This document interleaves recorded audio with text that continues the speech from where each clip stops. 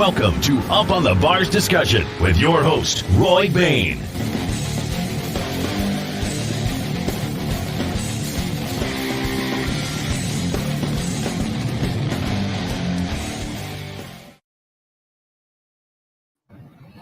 Well, welcome to a special Wednesday edition of Up on the Bars discussion. Tonight we have a really good friend of ours joining us in here tonight. Many of y'all have probably seen him on here before, but a little background on it. It's Ed Rensi. Several years he was the CEO of McDonald's. Had a NASCAR Cup team, Xfinity team, truck team, ARCA team, dirt race team. You've probably seen him on Neo Cavuto's show periodically on Fox News. Just all around cool guy. And he's here to talk to us about something that every single racer out here wants to know about. And that is the elusive word sponsorship. So, first of all, welcome to the show, Ed, and thank you for giving up your time tonight. Well, I'm happy to do it. I love talking dirt racing. So I'm going to post something up on the screen here, and this is for everybody to see. And let's kick this off, and let's look at what the dictionary definition of sponsorship is. The position or function of a person or group who vouches for, supports, advises, or helps fund another person or an organization or a project. The money from your sponsorship will go towards paying the child's school fees, ensuring they get 3 meals a day, a quick example. So when I first started that, you started racing and doing all of what we're doing, we hear about sponsorship. Everybody wants a sponsorship. So I'm going to ask you, what do you consider sponsorship?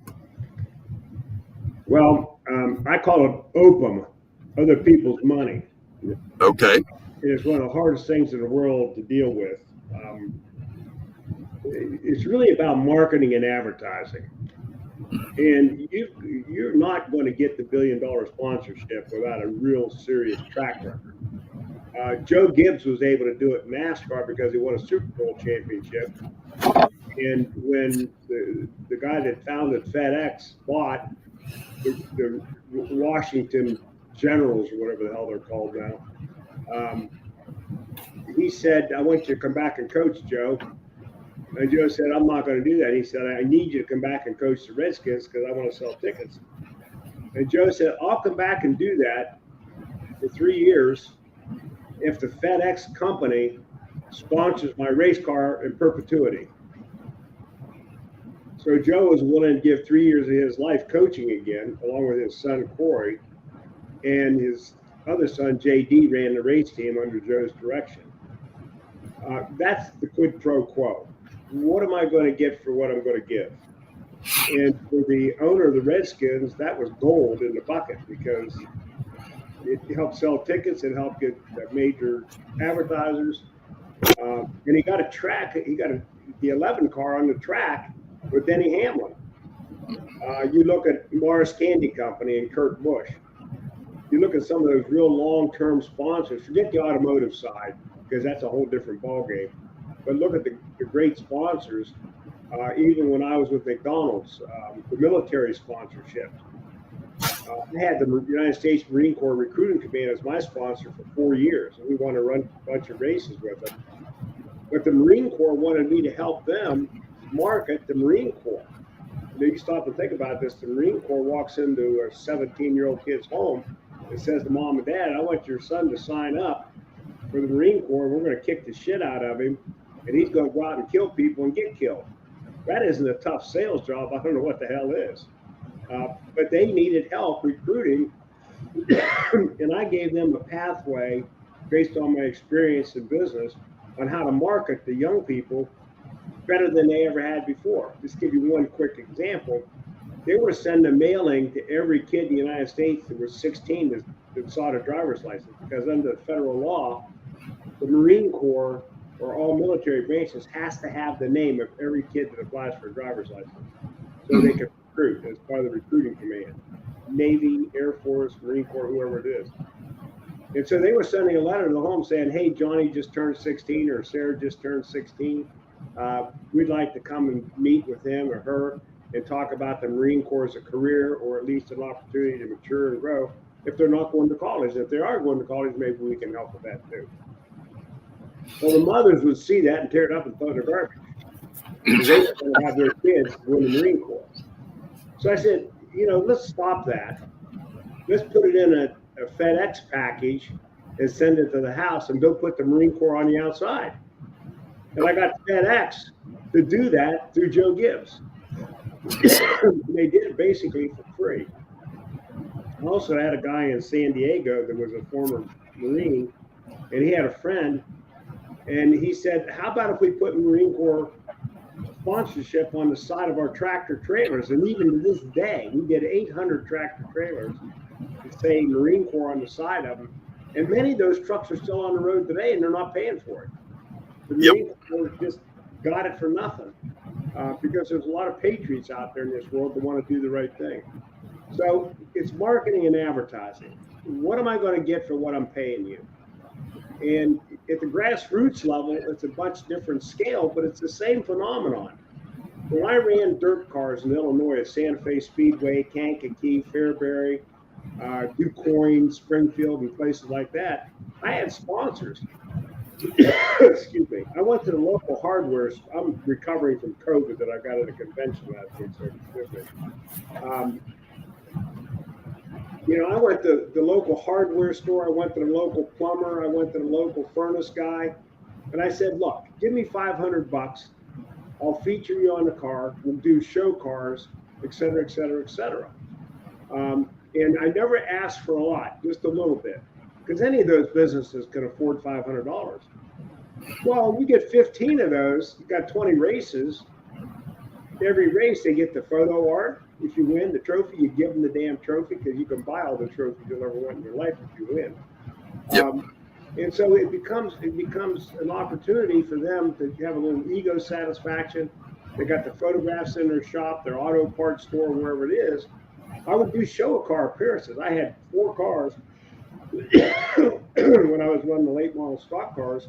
And I always had a car, one of those sponsors, every weekend. I just loaded up on the back end of a trailer, hooked up to my car, drop them off, and just let it sit there. I bolted the steering wheel down so they couldn't take it off and steal it.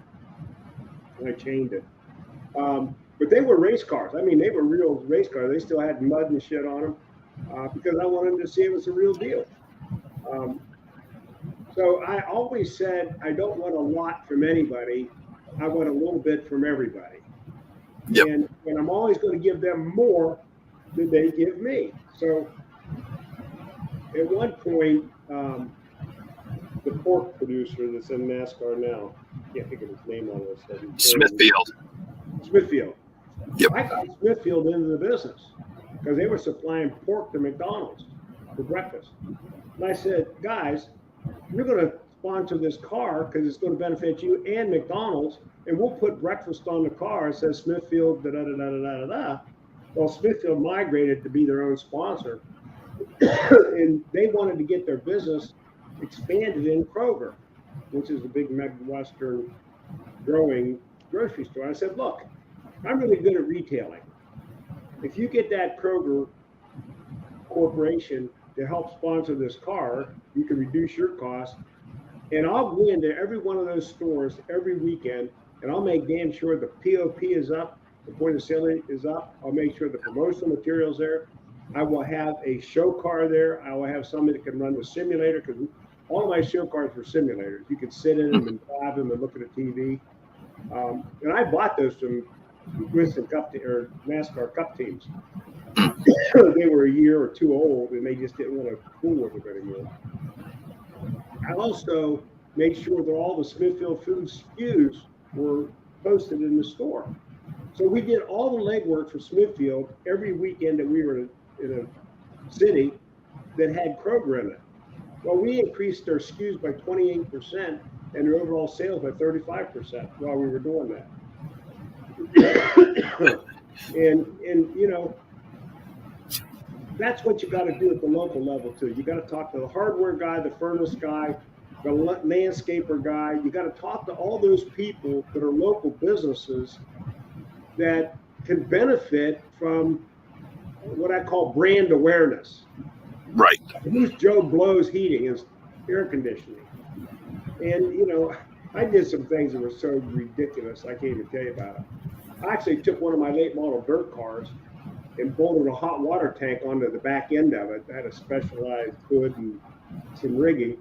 And I went out to hot lap with that damn hot water tank on the back of the car.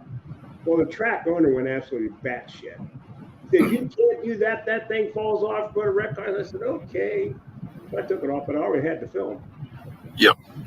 I don't recommend you do that if you race at the same track every weekend because you're pissed off.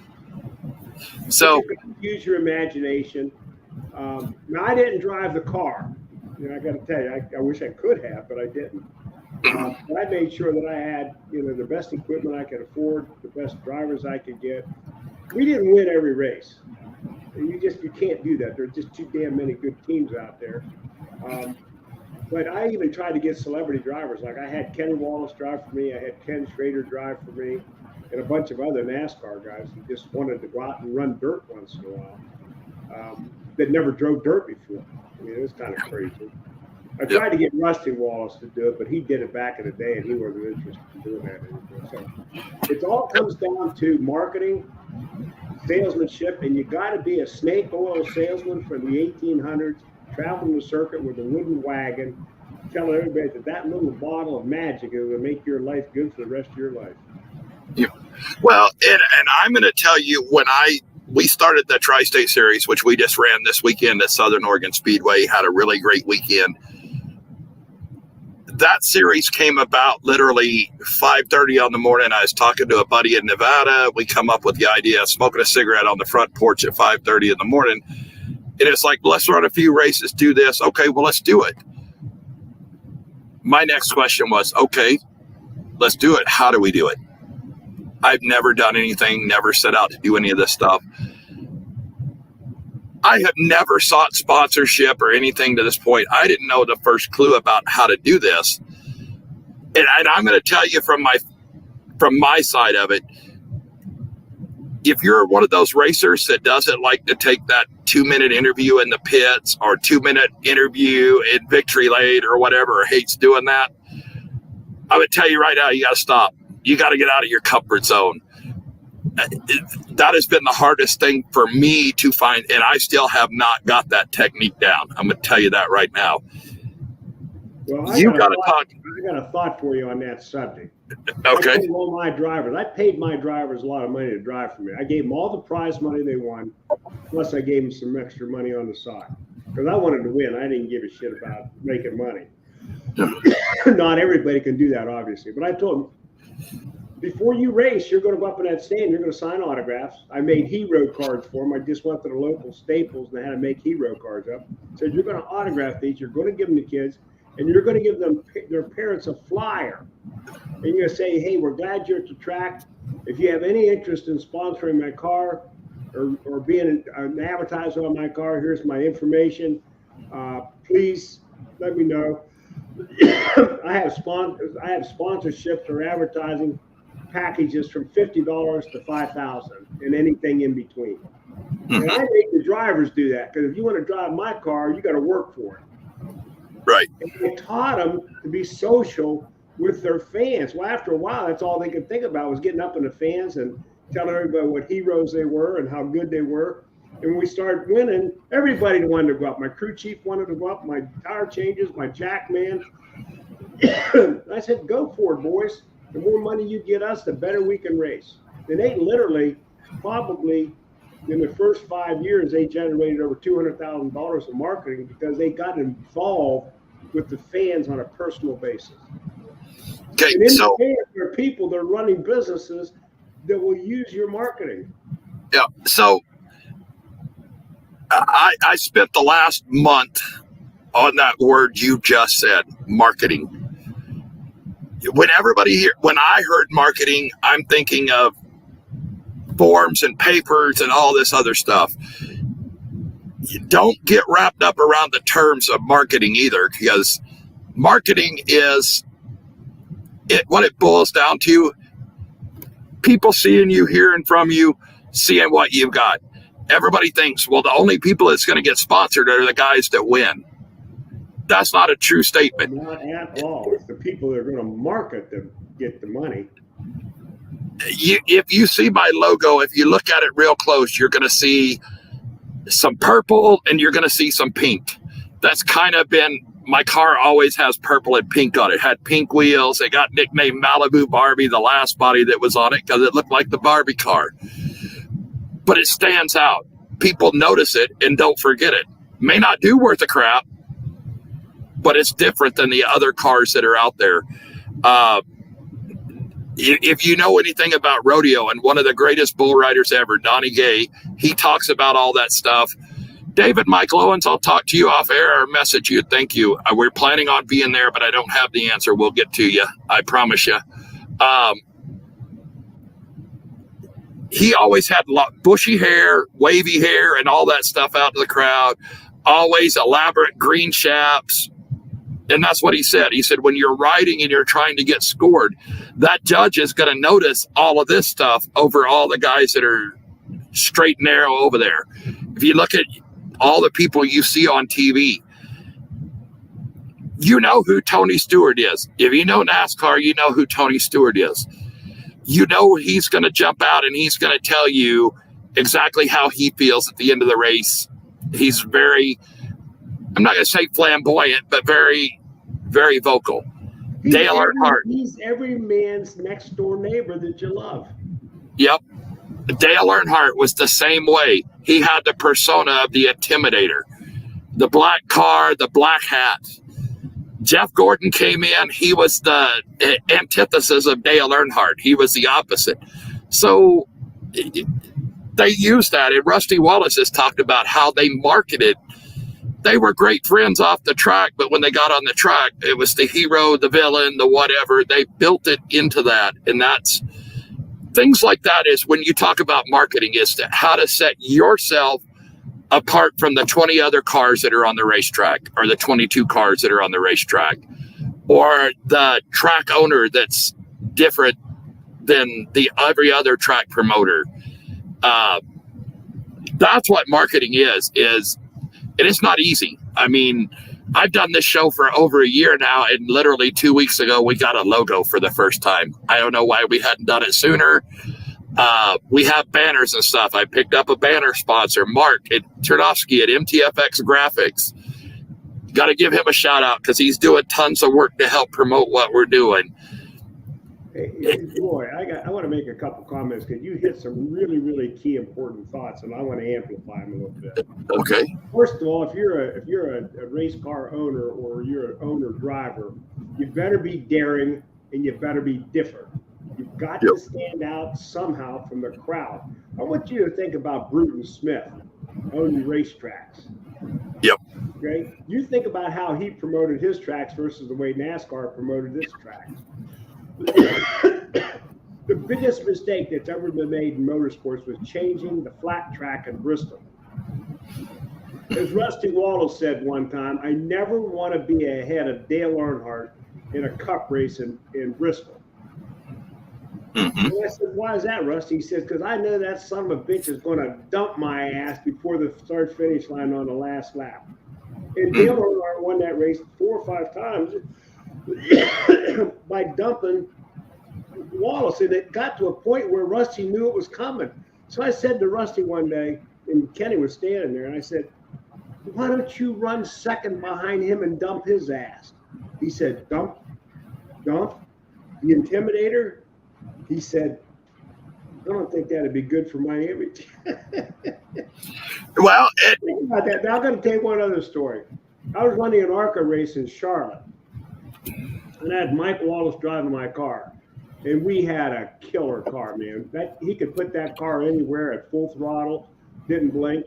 And Adam Petty was right in front of us.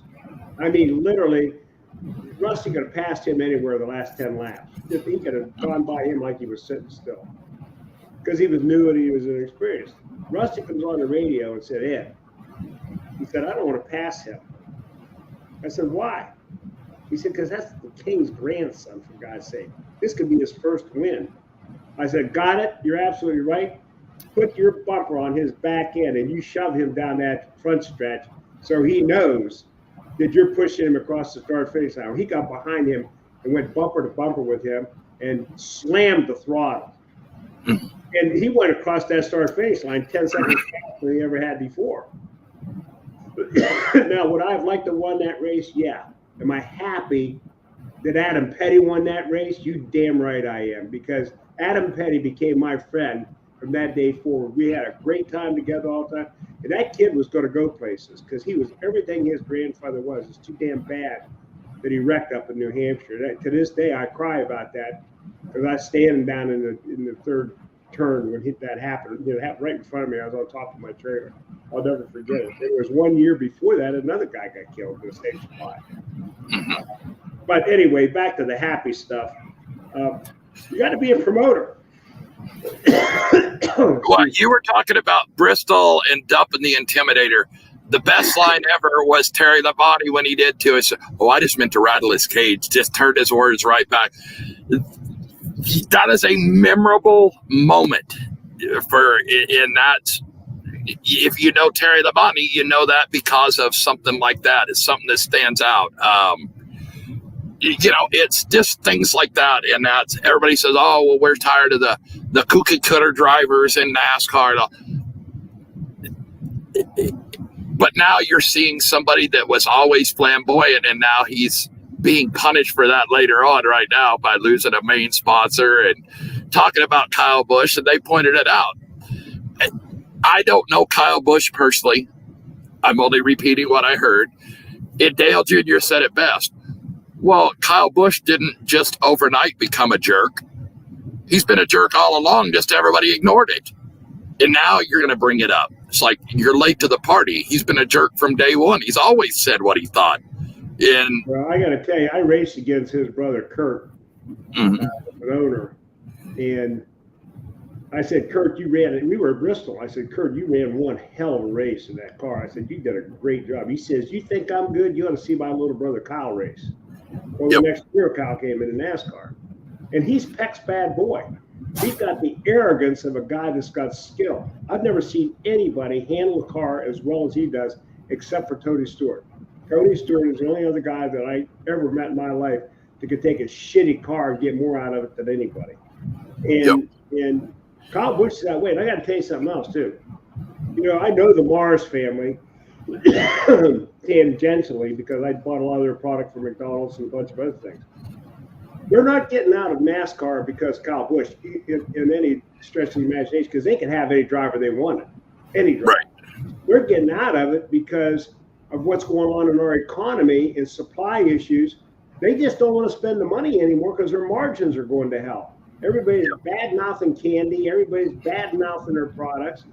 And they're putting a ton of money into that deal. It's got to go to the shareholders. Yep. So I understand the economics of the game. If you can't afford it, you can't afford it. And they've got business priorities. And they ran that race hard. It's why Hershey got out. Yeah. With the Hershey products. Old man Hershey said way back in the day, and all your audience ought to listen to this. He said 50% of all advertising is bad, and 50% of it is really good. He said the problem is you can't tell the difference until after you get the sales. He said you got to learn to take chances in marketing. Well, you look at the long-term contract they have with Joe Gibbs. That contract was as much with Joe Gibbs as it was with his driver. Right. Gibbs did a lot. Well, Gibbs is now in his 80s, and he just doesn't have the appeal anymore. He hasn't won a Super Bowl in 20 years. Well, you're talking about the things you're talking about. Somebody just commented on here with the checkered flags, Jerry Stewart. He had one of the grocery stores in Bakersfield sponsored his late model car down there, and they would give him bags of candy to hang out to give to the kids. He said 20 years later, they still come into the pits and see his car number and go, "You're the candy guy." They remember just what we're talking about. Jerry Stewart is remembered for handing out candy 20 years ago in the pits. but it's not forgotten. He stood out because he handed out bags of candy to kids in the pits. Wait, you know, I want to talk about for 1 minute. That's not what he did. He found the common ground to relate to the families. Right. That was a tool. It wasn't a strategy. Every racer in America, dirt car, asphalt, I don't care where the hell you're at, you have some unique characteristic. I know a lot of guys that their wives do it. They dress up in a pit uniform. Andy, what the hell is Andy's name from New England? Andy, that's something or other. I raced against him in ARCA, and I raced against him in the Busch Series. His wife was a beautiful woman. She did all his marketing and advertising. And she did pit tours, and she cooked lunch at the hauler. He drove for me, Andy Santera. Okay. I know that name. He drove me for a while in ARCA. Bill Lester was an African-American guy. He wrote a book. I got him a truck ride in Atlanta this year. I got Tommy's Express Car Wash to sponsor him because they were building in black communities and they needed a spokesman. Find somebody locally that has a need. Are they focused on children? Are they focused on health and welfare? Are they focused on hardware? What's their focus and how can you become part of that culture? Then you'll get all the advertising dollars you need. You have to have importance to build sales and profit for your marketing partner. And don't call them sponsors. They're not sponsors. Right. That implies they give you money and you never talk to them again. They're your marketing partner.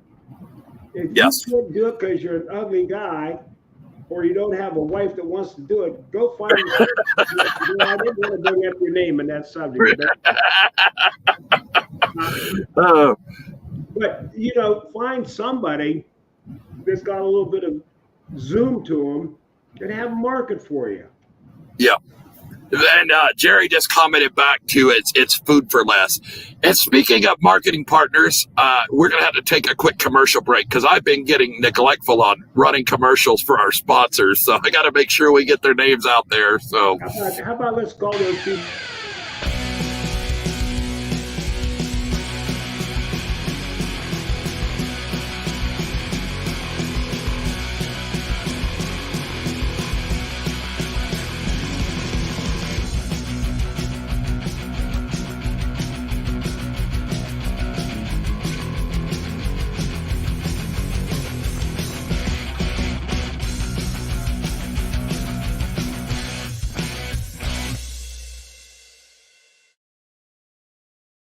Mean to cut you off. My finger got heavy on the mouse pad. Apparently I read it too soon.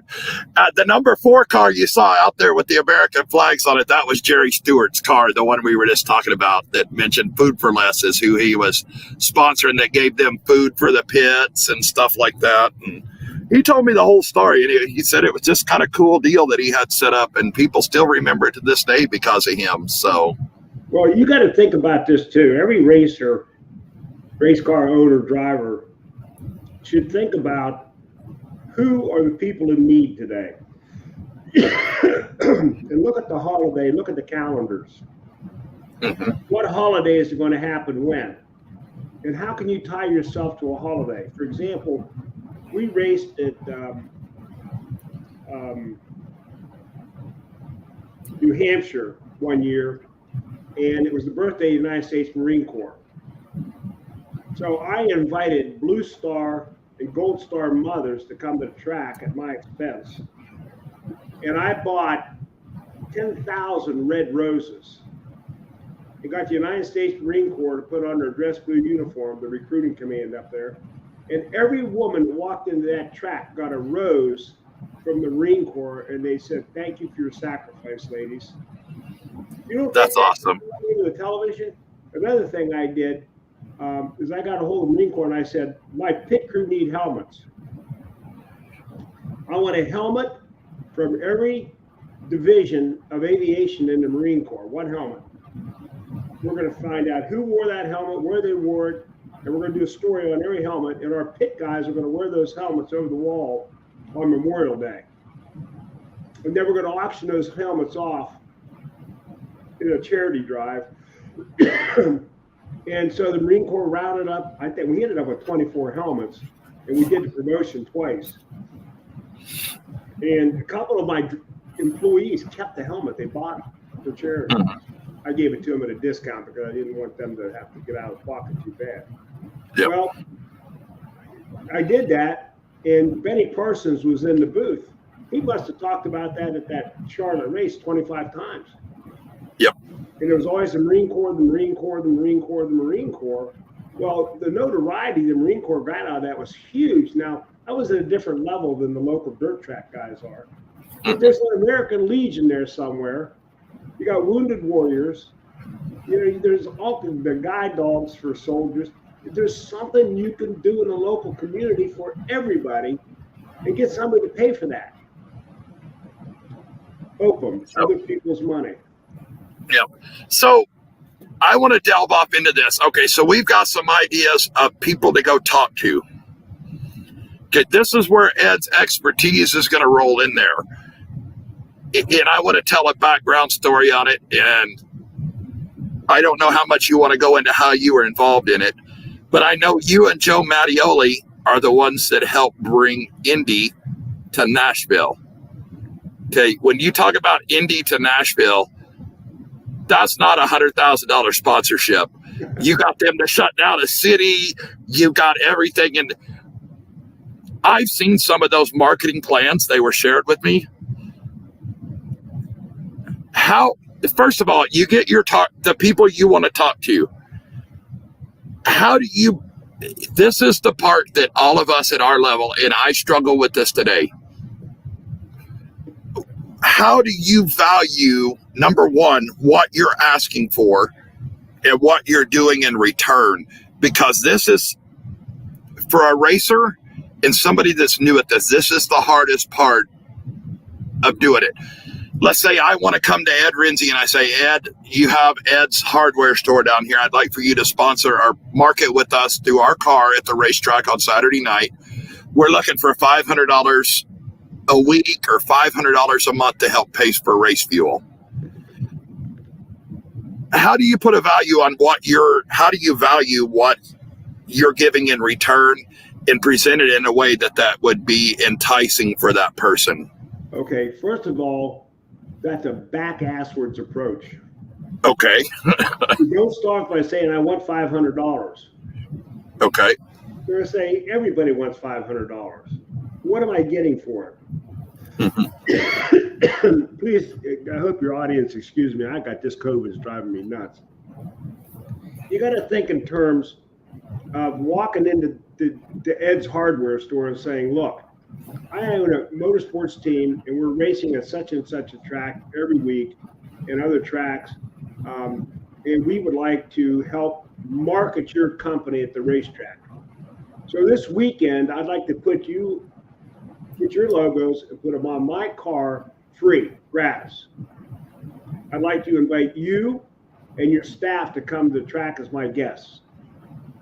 Now, it ain't cheap. You know, if you get 10 guys, it's going to be whatever the hell it costs. And you have somebody help you put together a meal at the hauler. You get them pit passes.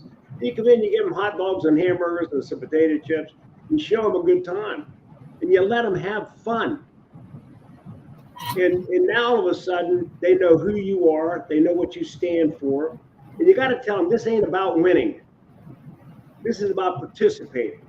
This is about marketing your brand. This is about helping you sell stuff so you can make more profit.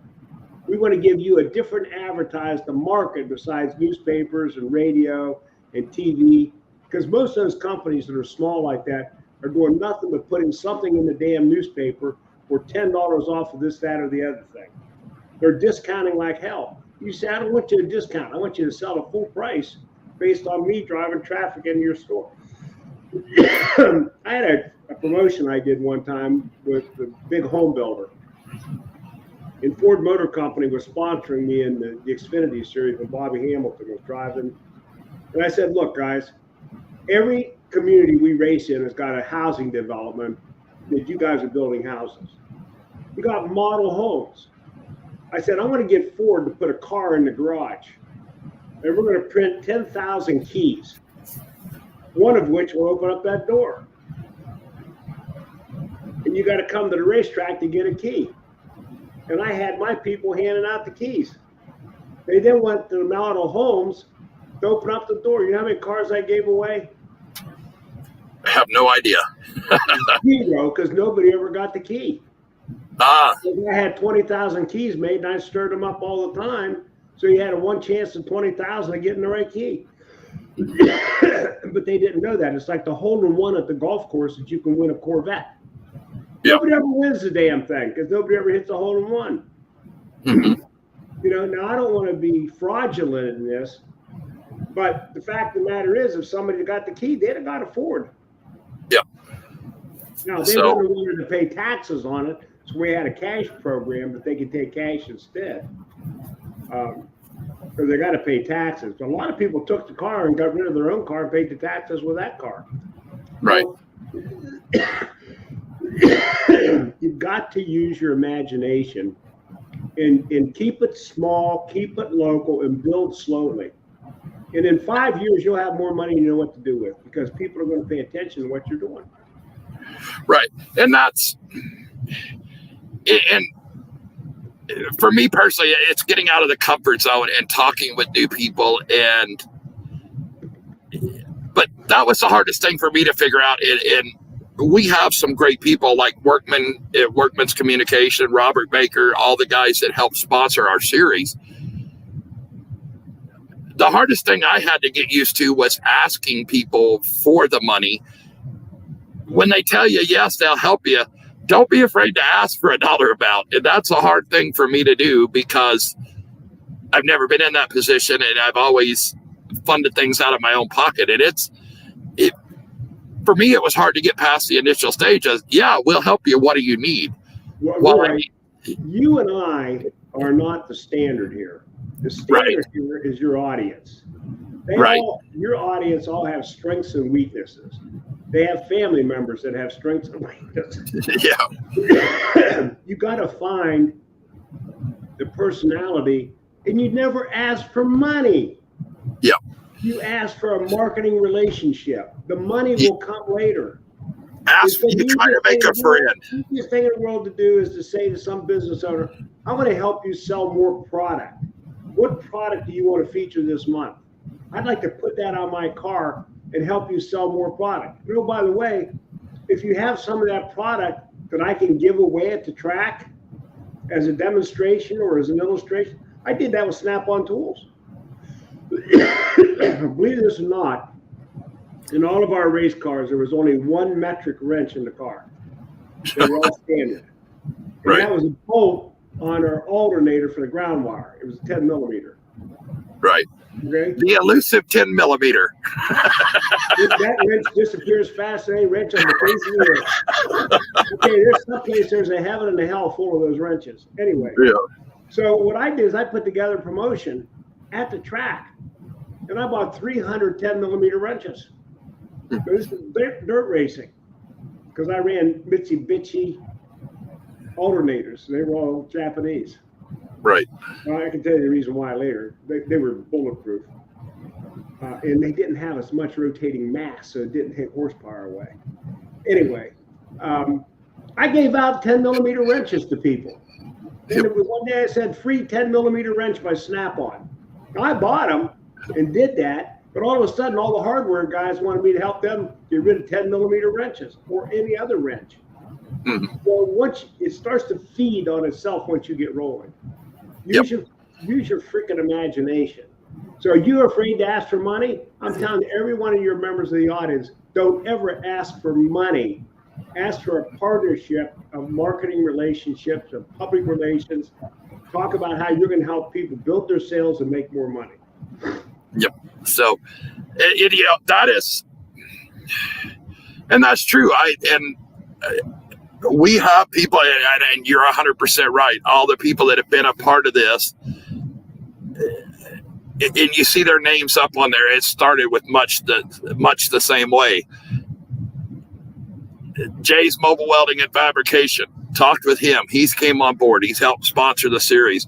Robert Baker he said, I'm a dirt fan from Georgia. Where do y'all race at? I'm interested in what you're doing. And we had a long conversation. I said, oh, by the way, I'm not a very good promoter if I don't ask. Hey, would you like to be a part of this and bring some stuff? And he said, yeah. One of the things was he wanted to take his car with his labels out and be the pace car at one of the races. Simple as that. He brought it up there and done it. A long term, he's turned out to be a really good friend. He's at Boone Nationals this week. Jay, who is another person we talked about, called me this morning, said, I was watching the races from Boone. They had him on there talking to him for about 30 minutes on the show. He's got a crazier in hell story. I haven't been in motorsports for 10 years now because I'm too old. Yep. I got a phone call from my first serious sponsor, Lance Crackers. Love Lance Crackers. They wanted me to put a car in the Daytona 500 in February this year. They only wanted one race. So I got a hold of a guy and I said, hey, got to have 2 cars, 2 motors, 2 drivetrains, suitable for Daytona, and I'm not going there with shit. So do what you got to do. Well, he called NASCAR. NASCAR said, you're going to have to buy those cars from us. They're $1 million a piece. Wow. Next generation car, $1 million a piece. The motors are $250,000. That transaxle is another $200,000. Then you got to put brakes, shock absorbers, etc. on the car. Then you got to find a driver. Now, I could get the driver, no doubt in my mind about that, because there's a million people out there who drive that car. But I'm $4 million into the thing and no guarantee I'm going to make the race. And all I need is one wreck, and I got $4 million went down the drain after 2 laps. Right. And I told the people at Lance, I said, you know what, I love you to death, but you don't want to put that kind of money at risk. It ain't worth it. I said, it just ain't worth it. I said, call Joe Gibbs or somebody and just buy a small sponsorship on the car and tell me you want a show car. So I set it up with some Gibbs people, and I don't know what's going to happen. But you got to have some common sense about this too. I tell people all the time, you want to get into motorsports? Call your sister-in-law up and tell her you want to have sex in front of a fireplace. Get your bottle of Pinch, which is $1,800 a bottle. Get $10,000 in $1 bills, sit in front of a fireplace, and invite your wife to come to see you have sex with her sister. And if you can stand the pressure, the heat, and love throwing them $100 bills in the fireplace, get into racing. Yep. It's the worst mistress you'll ever have in your life, and it eats cubic dollars. And now, what you just said is going to go back to every single person that is a racer and has been a part of racing. You turn your first lap on the racetrack and it's worse than crack cocaine. You're addicted to it for the rest of your life and you can't get out of it. I don't care. It's the most addictive thing you've ever done. So everybody out there, you know exactly what he said and you know exactly what I said. The first race I went to was in 1959 at Grabbit's Dirt Track in Parlett, Ohio.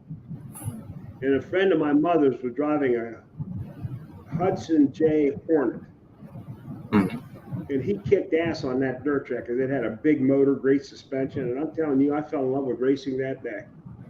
Yep. I was hooked big time. And I still, to this day, I record 20, 30 races a week and watch them from midnight till Sunday afternoon. Yep. Well, this year I've been at the racetrack every single weekend except for the 2 weeks that I was down with COVID. That's the only time I haven't been to a racetrack this year. I haven't got to race, but I've gotten to see some awesome racing and video some awesome racing. So why don't we see if any of your guests have questions, and let's try to answer some questions. Yeah, if anybody's listening, anybody want to join in and have anything to say? We've had people jump in and out of here. David Michael Owen asked me earlier if we're going to be at Stockton 99 on September 17th. That is a plan. I can't commit or confirm today on that too. That's for the live streaming. Other than that, it's been relatively quiet because we're used to doing this on Thursday night. Now you and I are going to PRI in December. And Jerry Stewart, yes, it is addictive. Jerry, here's your Q&A. What do you want to ask Ed about finding sponsorship? Jerry, if you ever get a chance to talk to him, it's a fun guy to talk to. He likes to talk more than I do on the phone. We have long conversations, but now, so who has been your best sponsor that you've worked with besides the Marine Corps? I know you talk about the Marine Corps. The Marine Corps was the very best because they have a great need. It's a great organization, and they understand standards. They understand commitment. And if Obama hadn't got an elected president, I'd probably still be in NASCAR. But the day he got elected, he banned the military from sponsoring NASCAR, which is too bad. But I had a lot of good sponsors. Smithfield Foods was a great sponsor. McDonald's was a great sponsor. I had a lot of small sponsorships.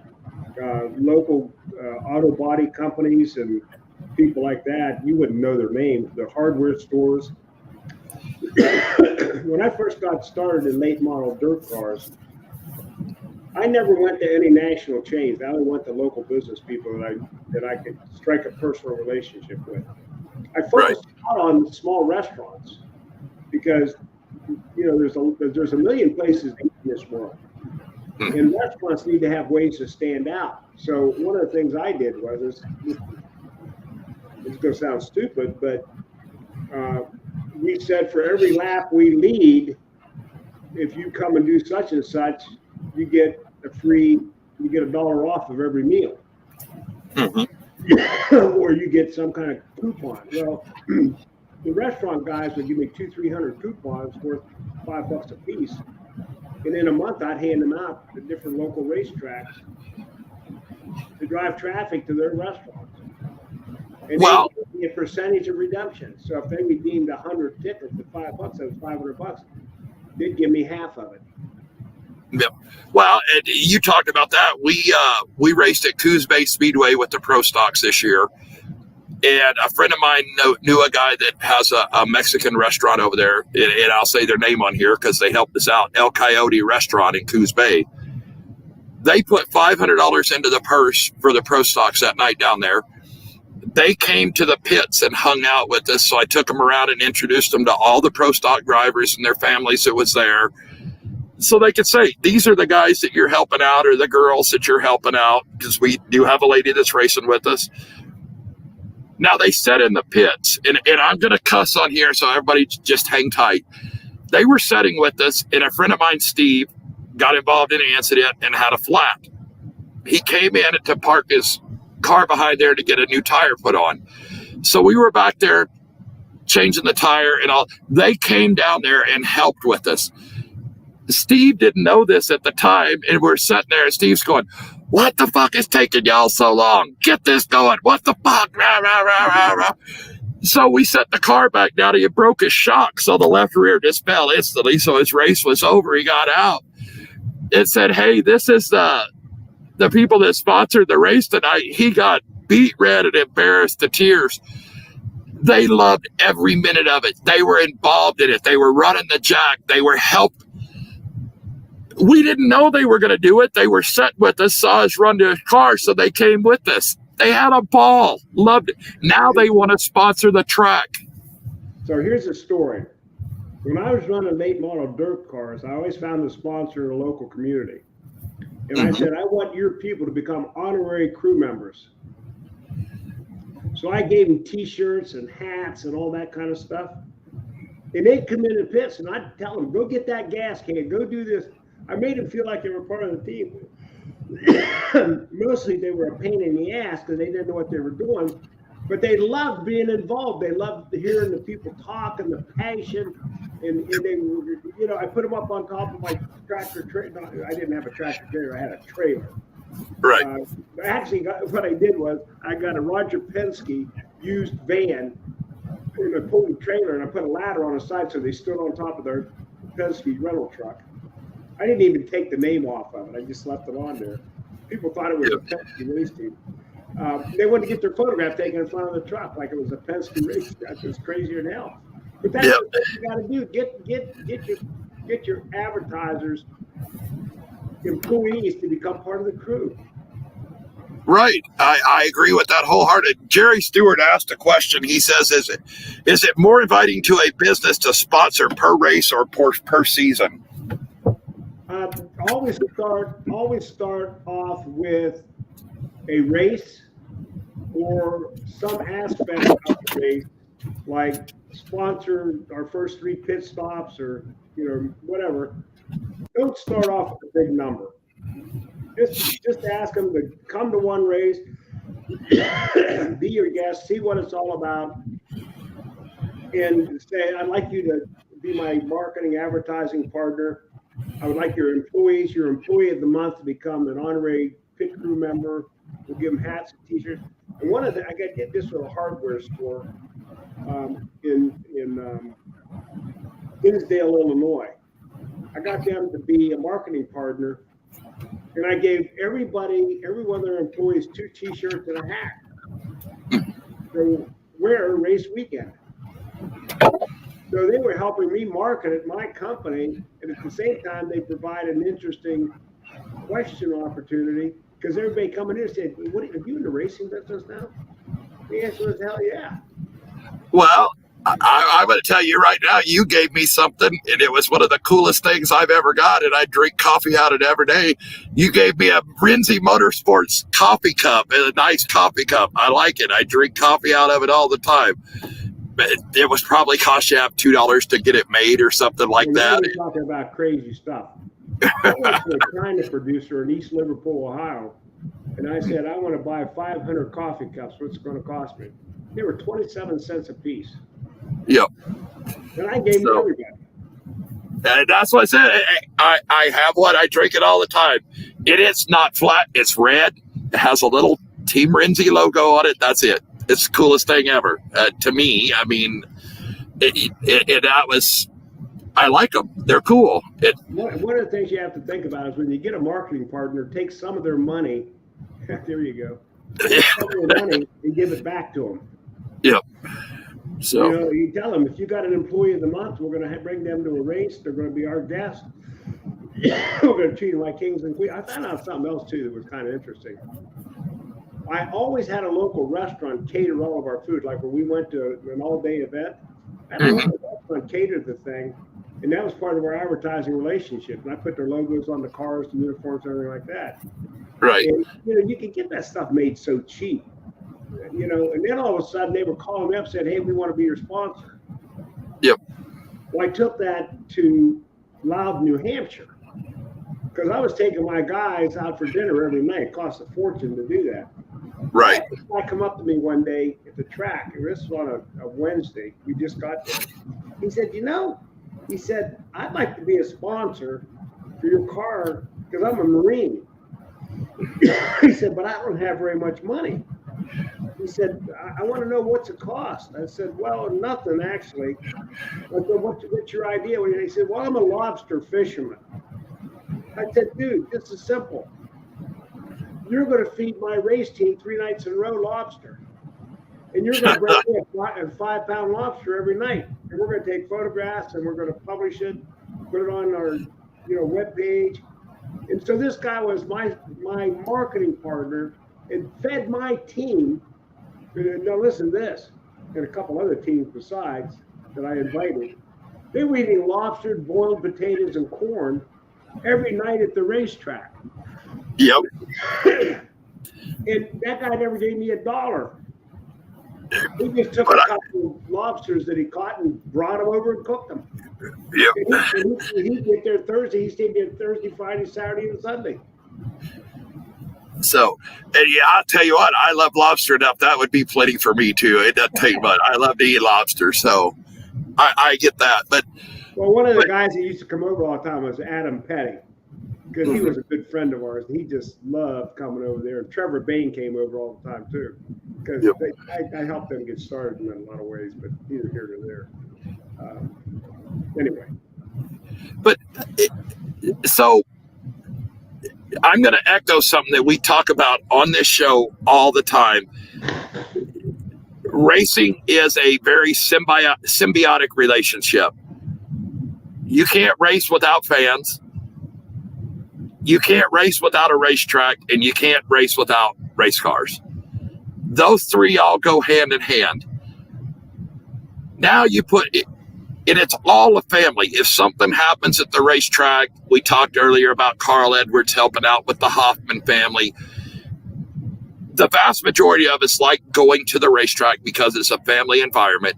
So if you want to get a potential marketing partner, and we're going to go with that term and keep it going, bring that marketing partner, bring them into the family and sit down and break bread with them. That will pay more dividends than going in and ask for something. That's what I'm gathering out of it. And I always say, if you're going to go to the racetrack, bring somebody that hasn't been to the races before in their life. You should concentrate on doing that every week or at least twice a month. Bring some person that you know that doesn't even know what racing is. If you do that, you're building the racing community, you're building the fan base, and you're networking that will lead to sponsorship later on or marketing later on. It's all about making networks. Just like me making a network with Ed down in Florida. We didn't know each other 8 months ago, and we have a ball talking, and we're going to go hang out in Indianapolis in December. So, right, one provision: I get to take you to a restaurant, and you're going to eat the shrimp cocktail. That's a no-brainer. St. Elmo's, they got the hottest hot sauce you've ever eaten in your life. And I don't do the hot; that kills me. But I love shrimp. I'll tell you something: you're not an IndyCar guy unless you do it. Oh, now you're scaring me because I grew up eating hot food. I got a freezer full of Hatch green chili. Absolutely love it from Hatch, New Mexico. That's one of my favorite things. So, thank you guys for tuning in. We are up on all those podcasting platforms. Please hit the like and share button at the bottom of this. This is how we're going to build this up. This is how we're going to get our name out there. We're on Spotify. We're on Google Play. The only one we're not on at the moment yet is Apple, but we've launched. We're on Spreaker. Take your pick. We're on all the podcast platforms. Jerry Stewart says, thanks, Ed, for your time as well. Hey, I got a thought, Roy. Yes, sir. My contact information. If one of the race car owners or drivers wants to talk to me privately on the phone, happy to do it. Okay. Well, everybody out here appreciates that. Now, you may not. Now, everybody, I will give the number out. Don't flood him out with 1,000 people that listen in and call him automatically, because he probably won't answer you right away at the moment because he may be talking to somebody else. Ed likes to talk like I do. You will learn something every single time you talk to Ed. Now, I am going to tell you a secret with Ed. When he says, I'm done, bye, he means it. He'll say, tell me bye. That means he's done, and he'll tell you the same thing he told me. If you keep talking, go for it, but I'm not going to listen. When I tell you I got to go, I got to go. And he is. You know, I'm the vice chairman of a company that's got 3,000 restaurants. Plus, I have a consulting company. I work 24/7, and sometimes I have appointments. And if I don't get it scheduled right, you know, it screws me up. Yeah, and he's on Fox News about 2 to 3 times a week too, so you can catch him talking about politics. Your feelings won't be hurt, I promise. So, all right, thank you, Ed, and hang tight. And we're going to end the show on that note. Thank you for everybody for watching. Well, at least one checkered flag for everybody in the audience. You guys take care. Yeah.